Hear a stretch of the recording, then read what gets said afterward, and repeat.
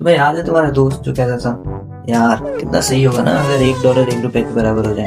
भाई please don't take financial advice from that person, he is dangerous for our economy. खैर video start करते हैं। एक time था जब $1 $50 के बराबर है, ये सुनकर हमें शर्म आती थी।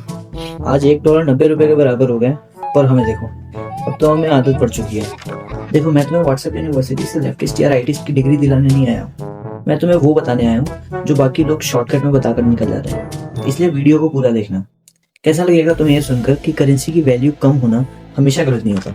इनफैक्ट कुछ कंट्रीज तो बड़े बड़े बैंकिंग इंस्टीट्यूशन के साथ मिलकर नोइंगली से होने देती हैं और मॉनिटर करती हैं, क्योंकि हर चीज एक लिमिट तक अच्छी लगती है ना मेरे दोस्त। लेकिन कोई देश अपनी करेंसी को डीवैल्यू क्यों ही होने देगा? अरे टेंशन नहीं लेने का, अपुन है ना।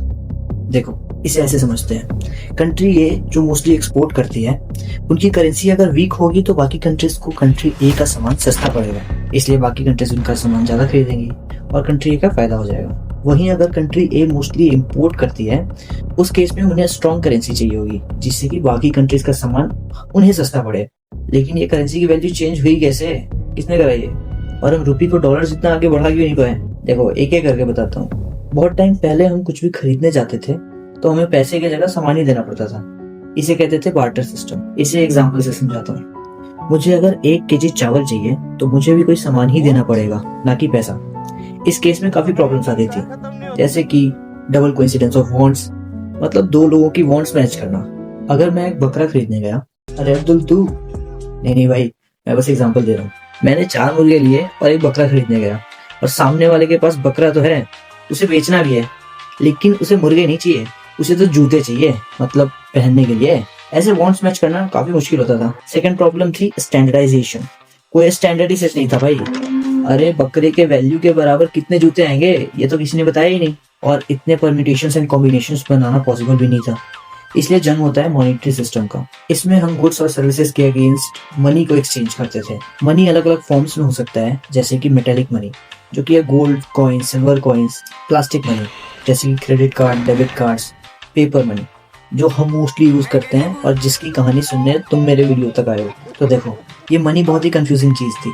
लोगों ने सोचा कि पेपर के नोट्स तो कोई भी प्रिंट कर सकता है और कितने भी प्रिंट कर सकता है, ऐसे तो लोग रातों रात अमीर हो जाएंगे। वहीं सरकार कहती है भाई नोट्स तो सिर्फ हम ही प्रिंट करेंगे, बाकी कोई प्रिंट करता पकड़ा गया तो उस पर कड़ी कार्रवाई भी करेंगे। पर गवर्नमेंट कितने नोट्स प्रिंट करेगी ये डिसाइड कौन करेगा? ये डिसाइड होता है उनके गोल्ड रिजर्व से। तो गवर्नमेंट डिक्लेयर करती है कि स्पेसिफिक अमाउंट ऑफ गोल्ड के लिए हम इतने पैसे देंगे।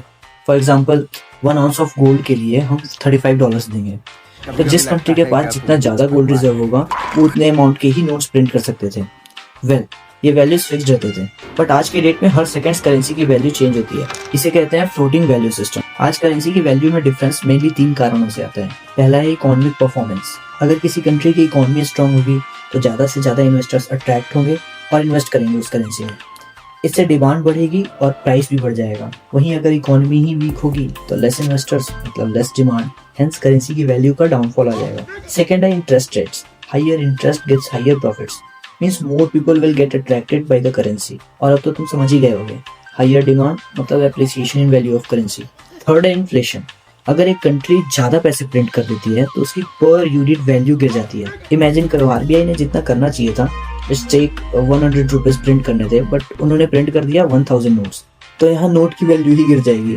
वर्ल्ड वॉर सेकंड खत्म होने के बाद ना वर्ल्ड की major economies like UK, France, Germany financially destroy हो गए थे। बचा था तो केवल यूएसए, जिसके पास अब सबसे ज्यादा गोल्ड पड़े थे। इसलिए यूएसए की करेंसी डॉलर को गोल्ड के साथ लिंक कर दिया गया और बाकी करेंसीज डॉलर के साथ लिंक हो गई। इसे पेगिंग भी कहते हैं। फाइनली 1970s में यूएस ने एक डील साइन की सऊदी अरेबिया के साथ, जिसमें सऊदी अरेबिया को ऑयल के लिए डॉलर चार्ज करने थे। सभी कंट्रीज को ऑयल चाहिए थे और इस वजह से उन्हें डॉलर जमा करना पड़ा। लेकिन हमारी इंडियन रुपी इतनी तरक्की क्यों नहीं कर पाई? देखो इंडिया को काफी सारे चैलेंजेस फेस करने पड़े, जैसे कि 1947 में रुपी ब्रिटिश पाउंड के साथ पेग्ड थी और ब्रिटिश इकोनॉमी तो खुद वॉर की वजह से डिस्ट्रॉय हो गई थी, तो इसलिए रुपी को बढ़ने का मौका ही नहीं मिला। इसका दूसरा रीजन था economic crisis and devaluation. India में एक्सपोर्ट को सस्ता बनाने के लिए सरकार ने कई बार रुपीस का डिवैल्यूएशन किया, जैसे कि 1947 में $1 3.3 रुपीस के बराबर थे। वहीं 1966 में $1 की वैल्यू 7.5 रुपीस तक डिवैल्यू की गई और 1991 में तो $1 25 रुपए तक चला गया। लास्ट रीजन था क्लोज्ड इकोनॉमी। इंडिया में 1991 तक ग्लोबलाइजेशन हुई ही नहीं थी। बाहर की कंट्रीज हमारी कंट्री में इन्वेस्ट नहीं कर सकती थी और ग्लोबल करेंसी बनने के लिए तो इकोनॉमी का ओपन अप होना जरूरी था। इंडिया काफी लेट ग्लोबलाइज हुई, ये भी एक कारण था। अब क्या हमारी गवर्नमेंट कुछ कर भी रही है? अरे भाई, मोदी है तो मुमकिन है। इंडिया इंटरनेशनलाइजेशन ऑफ रूपी पर ध्यान दे रही है। सुना ही होगा तुमने ब्रिक्स नेशन के बारे में। हाँ वही, ब्राजील, रशिया, इंडिया, चाइना। है चाइना? हाँ भाई चाइना और साउथ अफ्रीका। और भी कंट्रीज है जैसे कि इजिप्ट, यूएई, ईरान एक्सेट्रा।